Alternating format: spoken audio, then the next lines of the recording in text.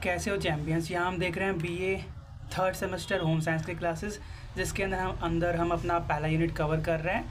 आज आखिरी क्लास है फर्स्ट यूनिट का, इसी के साथ पहला यूनिट कंप्लीट हो जाएगा। अगली क्लास से हम सेकंड यूनिट की बात करेंगे, ठीक है। तो आज हम पढ़ने वाले संतुलित आहार, ठीक है। देखो संतुलित आहार क्या होता है, जैसा कि आप जानते ही हो, इंसान है, उसका शरीर है, तो उसको अलग अलग टाइप के न्यूट्रिएंट्स चाहिए। तो जो अलग अलग टाइप के आप न्यूट्रिएंट्स ले रहे हो, अगर वो एक निश्चित मात्रा में लो जो आपकी बॉडी को लगे भी, जिससे क्या आपके बॉडी को कुछ ओवर भी ना मिले और कुछ कम भी ना मिले, तो वो क्या होता है, संतुलित आहार होता है, ठीक है। तो संतुलित आहार वह होता है जो आपके शरीर को सही अनुपात में सभी जरूरी पोषक तत्व प्रदान करता है, ताकि वह ठीक से काम कर सके। इसमें क्या क्या होता है, कार्बोहाइड्रेट होता है, प्रोटीन और वसा जैसे मैक्रोन्यूट्रिएंट्स के साथ साथ विटामिन और खनिज जैसे सूक्ष्म पोषक तत्व भी शामिल है। देखो मैक्रोन्यूट्रिएंट क्या होता है, ऐसे पोषक तत्व जो हमारी बॉडी के लिए ज़्यादा मात्रा में ज़रूरत है, जैसे कार्बोहाइड्रेट, प्रोटीन और वसा। और माइक्रोन्यूट्रिएंट है जिसको आप सूक्ष्म पोषक तत्व बोलते हो, ये क्या ऐसे पोषक तत्व होते हैं जो हमारी बॉडी के लिए कम मात्रा में ज़रूरत होते हैं, जैसे विटामिन हो गया और खनिज मतलब मिनरल्स, ठीक है।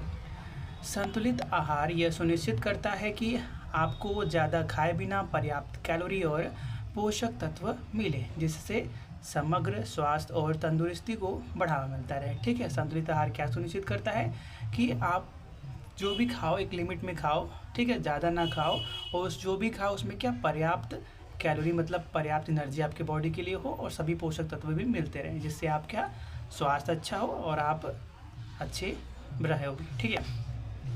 अब जो हमने न्यूट्रिएंट्स के बारे में बात की, एक होता है मैक्रोन्यूट्रिएंट्स, एक होता है माइक्रोन्यूट्रिएंट्स।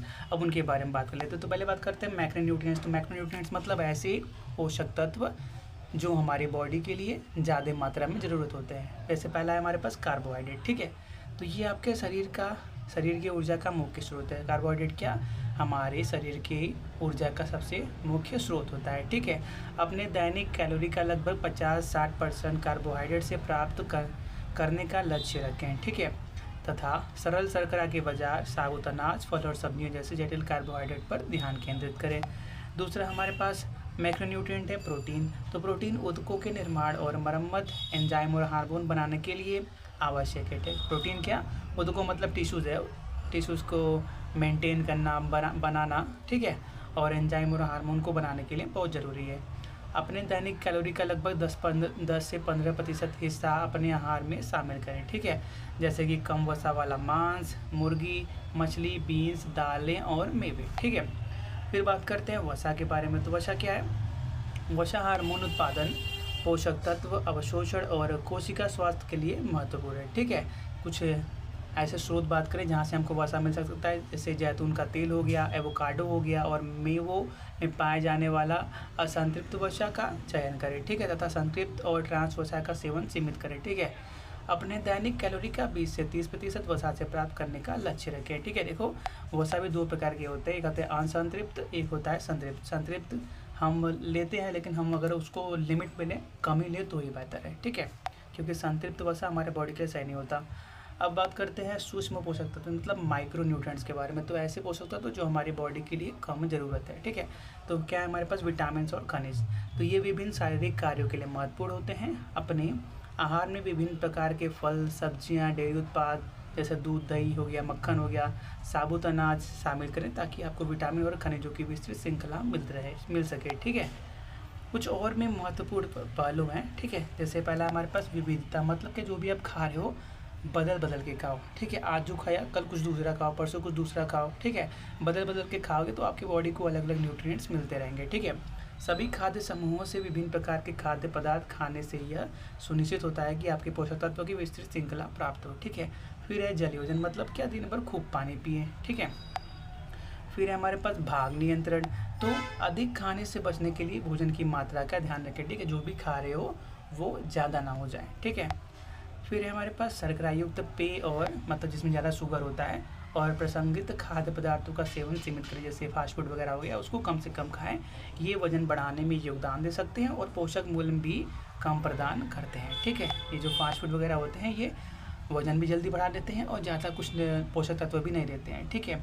आहार संबंधी दिशा निर्देशों का विचार करें। सूचित भोजन विकल्प चुनने में सहायता के लिए USD और NHAS जैसे संगठनों के आहार संबंधी दिशा निर्देशों का पालन करें। ठीक है, फिर है हमारे पास RDA। ठीक है, RDA या जिसको हम अनुशंसित आहार भत्ता भी बोलते हैं, किसी पोषक तत्व के औसत दैनिक सेवन स्तर को संदर्भित करता है कि जो भी आप पोषक तत्व खा रहे हो किसी एक दिन में कितना आपको खाना चाहिए, कितना होना चाहिए, वो जो बताता है वो कौन बताता है? RDA बताता है। ठीक है, जो एक विशिष्ट जीवन स्तर और लिंग समूह में लगभग सभी स्वस्थ व्यक्तियों की ज़रूरतों को पूरा करने के लिए पर्याप्त होता है। ठीक है, यह एक मानक है जिसका उपयोग पोषण की दृष्टि से पर्याप्त आहार की योजना बनाने और व्यक्तिगत आहार की पर्याप्तता का आकलन करने के लिए किया जाता है। ठीक है, अब यहाँ पे कुछ और अच्छे से दी गई है। तो पहला हमारे पास पोषक तत्व की आवश्यकता है, तो RDA की स्थापना वैज्ञानिक ज्ञान के आधार पर की गई। ठीक है, और इसका उद्देश्य